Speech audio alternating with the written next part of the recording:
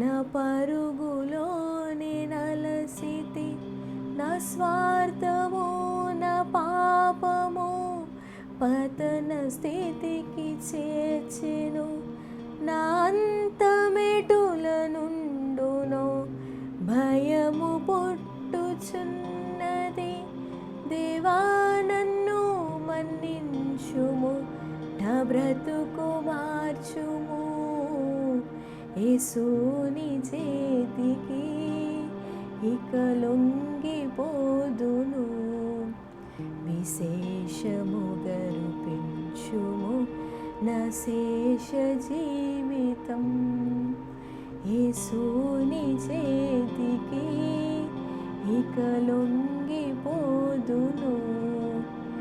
విశేషముగా రూపించుము నా శేష జీవితం.